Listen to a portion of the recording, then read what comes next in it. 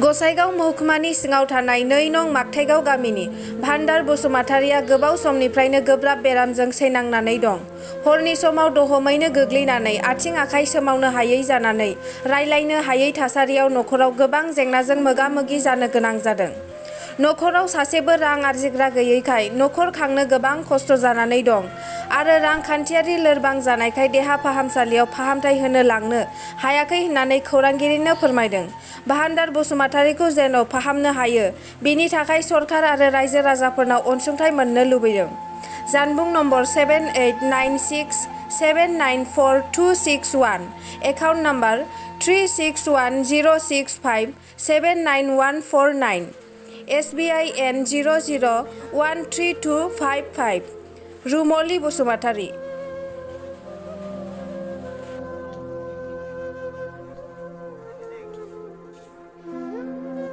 रादाब नायगिरि नोंथांमोनखौ दानो बे समावहाय पिएन रादाबाव बरायनाय जाबाय। दिनै आङो क'क्राझार जिल्ला गसाइगाव महकुमानि सिङाव थानाय 2 नं मागथाइगावनि भान्डार बसुमतारिनि न'खराव आं दिनै दंफैयो।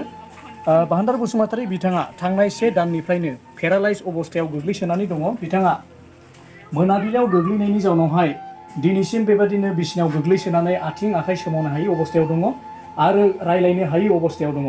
दिनै बिथांनि न'खरावहाय रावबो रां आरजिग्रा गैयैखाय बिथां न'खर गारजेनानो बेबादि अबस्था जानानै थानायाव न'खराव गोबांथार दुखु खस्थ'जोंहाय भुगिनो गोनां जादों आरो बिथांमोना दिन बारहोनो गोनां जादों।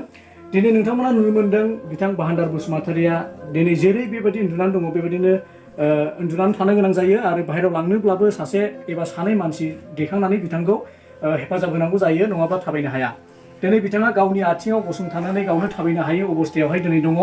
दा बेनिखायनो भान्डार बसुमतारिनि न'खरनि सोद्रोमाफ्रा खौरां बिजोंनि गेजेरजों खावलायदों जेन' रायजो राजा आरो नोंथांमोन आइ आफाफ्रा जेन' गरसे गरनै रां अनसुंथाइ हरो। बिथांमोना लुबैदों जेन' बिथां भान्डार बसुमतारिखौहाय मोजां देहा फाहामसालियाव लांनानै जेन' फाहामथाय होनो हायो आरो न'खराव जे रां खामायनो सासेबो गैया बेनि जाउनाव गोबां दुखु खस्थ' जानानै दङ आरो न'खर सोलिनायावहाय अबस्थाया जोबोद गाज्रि जानानै दङ होननानै न'खरगिरिया फोरमायदों।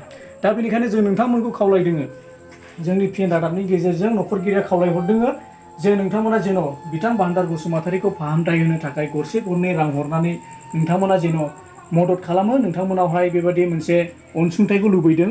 दिनै नोंथांमोना बे भान्डार बसुमतारिनि न'खरखौहाय हेफाजाब होनानै जेन' बिथांखौ फाहामथाय होनो हानाय मोनसे अबस्थायाव फैयो। बिथांमोना बेबायदि सरकारनिफ्राय आरो रायजो राजानिफ्राय बेबायदि अनसुंथाइखौ लुबैदों। मास मोनसेनि बारा जाबाय बिदि अबस्थायाव गोग्लैनाया। दा जोंहा थाखा फैसा गैयैखायनो सिकित्साबो खालामनो हायाखै आरो न'खराव थाखा फैसा खामायग्रा मानसिबो गैया। बेनिखायनो जोङो बेखौ फाहामनोबो हायाखिसै। अननानै सोरबाफोर थाइसे थाइनै हरोब्ला बेफोरजों एसे सिकित्सा खालामनो बेबस्था लानो नागिरदों। सोरबाफोर एसे अननानै हरलादो। ओरैनो बेसेबांसो गोबाव जाखो? गोबावाबो मास मोननैयानो जाखासिगोनदां।